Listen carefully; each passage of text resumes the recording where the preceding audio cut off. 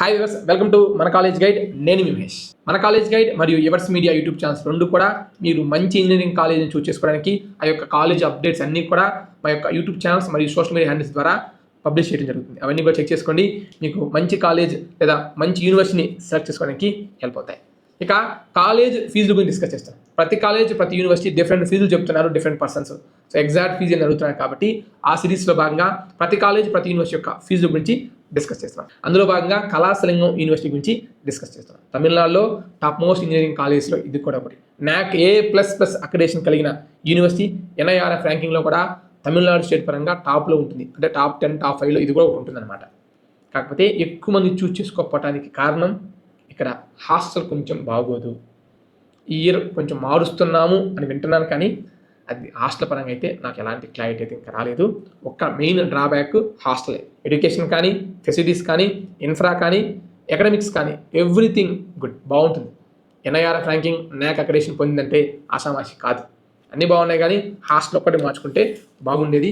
కాకపోతే కొంతమంది మధ్యతరగతి కుటుంబాల వాళ్ళు తక్కువ బడ్జెట్లో యూనివర్సిటీ క్లోజ్ అవుతుందనే కాన్సెప్ట్లో యూనివర్సిటీ చూస్ చేసుకుంటారు. ఫుడ్ ఏముందలే అడ్జస్ట్ అవుదాం అనుకునే కాన్సెప్ట్లో కూడా చాలామంది ఉంటారు. ఆల్రెడీ కామెంట్ సెక్షన్లో మన వాళ్ళు ఆల్రెడీ కామెంట్ చేస్తూ ఉంటారు. చెక్ చేసుకోండి యూనివర్సిటీ గురించి. ఇక వివరాల్లోకి వెళ్ళగా ఆల్రెడీ మీకు చెప్పాను కదా, ఇక్కడ స్కాలర్షిప్స్ ఉంటాయి. మీ యొక్క JEE CL ర్యాంక్ ఆధారంగా మరియు మీ యొక్క intermediate PCM physics chemistry mathematics యొక్క పర్సంటేజ్ ఆధారంగా కూడా స్కాలర్షిప్స్ ఇస్తారు. చెప్పారు కదా, తక్కువ బడ్జెట్లో ఇంజనీరింగ్ చేయాలనుకునే వాళ్ళకి ఇది ఒక మంచి యూనివర్సిటీ.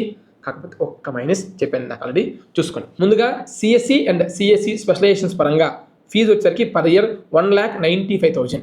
అయితే మీకు JEE CRL ర్యాంక్ కానీ 25,000 లోపు మీకు ఉన్నట్లయితే రూపాయి కూడా కాలేజ్ ఫీజు కట్టాల్సిన అవసరం లేదు.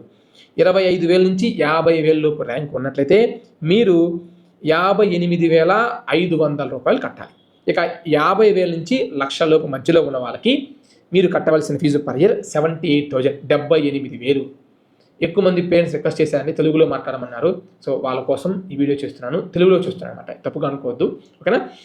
1,00,000 నుంచి 2,00,000 లోపు CRL ర్యాంక్ కేటగిరీ ర్యాంక్ ఉన్న వాళ్ళకి 1,17,000 రూపాయలు ఫీజు. ఇక అదే CSE CSE స్పెషలైజేషన్స్ పరంగా మీకు PCM percentage maths physics chemistry పరంగా మీకు అబౌవ్ 90% ఉండి ఉన్నట్లయితే మీరు 1,56,000 పే చేయాలి. 80 to 89.99% ఉన్నట్లయితే 1,75,500 మరియు బిలో 80% ఉండి ఉన్నట్లయితే మీరు 1,95,000 రూపీస్ అమౌంట్ అనేది పే చేయాల్సి ఉంటుంది. ఇక IT పరంగా యాన్యువల్ ఫీ 1,95,000. ఇక్కడ కూడా సేమ్ అండి. మీకు CRL ర్యాంక్ కానీ 1 to 25,000 మధ్యలో ఉన్నట్లయితే ట్యూషన్ ఫీజు ఫ్రీ. ఇక CRL ర్యాంక్ 25,000 నుంచి 50,000 మధ్యలో ఉన్నట్లయితే వాళ్ళకి కూడా ట్యూషన్ ఫీజు ఫ్రీ. 50,000 నుంచి 1,00,000 మధ్యలో ఉన్నట్లయితే వాళ్ళ యొక్క ఫీజు 58,500. CRL ర్యాంక్ 1,00,000 to 2,00,000 మధ్యలో ఉన్నట్లయితే వాళ్ళ యొక్క ఫీజు 1,17,000. ఓకేనా. ఇంకా మన మేధావులు కొంతమంది కామెంట్ సెక్షన్లో కామెంట్ చేస్తారు, CRL ర్యాంకు 25,000 లోపు 50,000 లోపు ఉంటే ఆ కాలేజీని చేరతాం, మంచి కాలేజీ చేరతాం కదా అంటారు. మీరు ఏ కాలేజీ అయినా జాయిన్ అయ్యా, అది మీ ఇష్టం. కానీ ఇక్కడ నేను జారమని నేను చెప్పట్లేదు కదా, ప్రతి కాలేజీ యొక్క ఫీజుల గురించి మీకు అప్డేట్ చేస్తున్నాను. ఆ యొక్క యూనివర్సిటీ అఫీషియల్ ఫీజు పరంగా నేను మీకు షేర్ చేస్తున్నాను, ఓకేనా. తప్పుగా అనుకోవద్దని ఆ యొక్క క్లారిటీ కూడా మీకు ఇవ్వాలి కాబట్టి. ఇక ECE పరంగా 1,60,000. ఇక్కడ కూడా మీకు JEE CRL ర్యాంక్ కానీ 1 నుంచి 50,000 లోపు మధ్యలో ఉన్నట్లయితే మీకు ట్యూషన్ ఫీజు ఫ్రీ. 50,000 నుంచి 1,00,000 లోపు ఉన్నట్లయితే 48,000, 1,00,000 నుంచి 2,00,000 మధ్యలో ఉన్నట్లయితే 96,000 ఫీజు. IT బ్రాంచ్ పరంగా ఇంటర్మీడియట్ మార్క్స్ ఆధారంగా చూసుకున్నట్లయితే అబౌవ్ 90% ఉన్నట్లయితే మీకు 1,56,000 మరియు 80 to 89.9% ఉన్నట్లయితే 1,75,500, బిలో 80% ఉండి ఉన్నట్లయితే 1,95,000. ఇక ECE పరంగా tuition fee per year 1,60,000. So వీళ్ళకి JEE CRL ర్యాంక్ 50,000 లోపు బిలో ఉన్నట్లయితే ట్యూషన్ ఫీజు ఫ్రీ. 50,000 నుంచి 1,00,000 లోపు ఉన్నట్లయితే 48,000, 1,00,000 నుంచి 2,00,000 మధ్యలో ర్యాంక్ ఉన్నట్లయితే 96,000 ఫీజు. ఇక ఇదే కోర్స్కి ఇంటర్మీడియట్ మ్యాథ్స్ ఫిజిక్స్ కెమిస్ట్రీ పరంగా మీకు 90% అబౌవ్ ఉన్నట్లయితే 1,28,000, 80 to 99.99% ఉన్నట్లయితే 1,44,000. ఇక బిలో 80% ఉండి ఉన్నట్లయితే 1,60,000 ఫీజు. ఏరో బయోమెడికల్ సివిల్ త్రిబుల్ మెక్ ఫుడ్ టెక్ యాన్యువల్ ఫీజు విషయానికి వస్తే మీకు JEE CRL ర్యాంక్ బిలో 50,000 ఉంటే ఫ్రీ. 50,000 నుంచి 1,00,000 ఉంటే 25,000, 1,00,000 నుంచి 2,00,000 మధ్యలో ఉన్నట్లయితే 50,000 per year fee. Intermediate marks ఆధారంగా 90% కాదు 80% అబౌవ్ ఉన్నట్లయితే 50,000 పర్ ఇయర్. 70 to 79.99% ఉన్నట్లయితే 75,000 per year. ఇక బిలో 70% ఉన్నట్లయితే వాళ్ళకి 1 lakh రూపీస్ ఫీజు అనమాట. ఇక బయోటెక్, సో ఈ బయోటెక్ పరంగా ట్యూషన్ ఫీజు 1,60,000.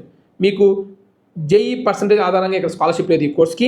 పీసీఎంలో కానీ అబౌవ్ 90% ఉండి ఉన్నట్లయితే మీకు 1,28,000. 80 to 89.99% ఉండి ఉన్నట్లయితే 1,44,000. బిలో 80% ఉండి ఉన్నట్లయితే 1,60,000. ఇక బీఆర్ యాన్యువల్ ట్యూషన్ ఫీజు విషయానికి వస్తే 1 lakh. వీళ్ళకి కూడా జేడబ్ల్యూ స్కోర్ ఆధారంగా ఎలాంటి స్కాలర్షిప్ లేదు. మీకు ఇంటర్మీడియట్ మార్క్స్ ఆధారంగా స్కాలర్షిప్. మీ యొక్క పీసీఎం పర్సెంటేజ్ అబౌవ్ 80% ఉండి ఉన్నట్లయితే 50,000. అలాగే 71 to 79.99% ఉండి ఉన్నట్లయితే 75,000. బిలో 70% ఉండి ఉన్నట్లయితే 1 lakh రూపీ ఫీజు అనేది ఉంటుంది. ఇక హాస్టల్ ఫీజు విషయానికి వస్తే ముందుగా లేడీస్ హాస్టల్ గురించి డిస్కస్ చేద్దాం. 2 షేరింగ్ నాన్ ఏసీ అటాచ్డ్ 95,000. అలాగే 4 sharing non AC non attached 87,000. Non AC attached 1,05,000. AC attached 1,40,000. Attach అంటే వాష్రూమ్స్ అనమాట. ఓకేనా. ఇక 5 షేరింగ్ రూమ్కి 5 ఉంటారనమాట. నాన్ ఏసీ ఉండదు అండ్ వాష్రూమ్ అటాచ్డ్ ఉండదు. 80,000. Non AC attached 98,500. AC attached 1,30,000. ఇవి లేడీస్ పరంగా. ఇక జెంట్స్ విషయానికి వస్తే 2 షేరింగ్ జెంట్స్ పరంగా హాస్టల్ ఉండదు. 4 sharing non AC non attached 87,000. 4 sharing non AC attached 1,05,000. 4 sharing AC attached 1,40,000. ఇక 5 sharing non AC non attached 80,000. 5 sharing non AC attached 98,500. 5 sharing AC attached 1,30,000. So ఇవి ఫీజులు, హాస్టల్ ఫీజులు, కాలేజ్ ఫీజులు మనం డిస్కస్ చేసాం. And ఎలాంటి డొనేషన్ పే చేయాల్సిన అవసరం లేదు. అలాగే ఎక్స్ట్రా ఫీజు విషయానికి వస్తే admission fee 25,000 non refundable, first year మాత్రమే పే చేయాలి. అప్లికేషన్ ఫీజు 600 నాన్ రిఫండబుల్, ఒకసారి కట్టాలి. అలాగే miscellaneous fee 12,000 including semester exam fee and soft skills training పరంగా. ఇవి ఫీజులు. ఇది మనకి మదురై రైల్వే స్టేషన్ నుంచి 120 kilometers డిస్టెన్స్లో ఉంటుంది. Deemed to be university, NAC A++ accreditation కలిగిన యూనివర్సిటీ. ఎలాంటి డొనేషన్స్ అయితే ఉండవు ఈ క్యాంపస్ పరంగా, అది యూనివర్సిటీ పరంగా. ఓకేనా. నెక్స్ట్ ఏ కాలేజ్ లేదా ఏ యూనివర్సిటీ ఫీజు కావాలో కామెంట్ సెక్షన్లో కామెంట్ చేయండి. తప్పకుండా ముందుగా మీరు అడిగిన, మీరు మెచ్చిన కాలేజ్ యూనివర్సిటీ గురించే వీడియోస్ అనేవి చేయడం జరుగుతుంది. ఇలానే ప్రతి కాలేజ్, ప్రతి యూనివర్సిటీ యొక్క వీడియోస్ మన ఛానల్లో ఉన్నాయి, ఒకసారి చెక్ చేసుకోండి, అవి మీకు ఉపయోగపడతాయేమో. ఒక పిక్చర్ ఇక్కడ వేసి చూసుకోమని చెప్తే ఆ పిక్చర్ మీకు క్లారిటీగా అర్థం కాదు. అండ్ ఆ పీసీఎం పర్సంటేజ్ అని ఓకే అవన్నీ మీకు క్లారిటీగా అర్థం అవ్వదేమో అనే కాన్సెప్ట్లో ఇంత కష్టపడి వీడియో చేశాను. తప్పకుండా వీడియోని లైక్ చేయండి. మీరు ఎక్కువ మంది లైక్ చేస్తే నాకు ఒక మోటివేషన్లా ఉండి ఎక్కువ కాలేజ్, ఎక్కువ యూనివర్సిటీ చేయడానికి హెల్ప్ అవుతుంది. Thank you. All the best. Choose right college, right course for your bright future.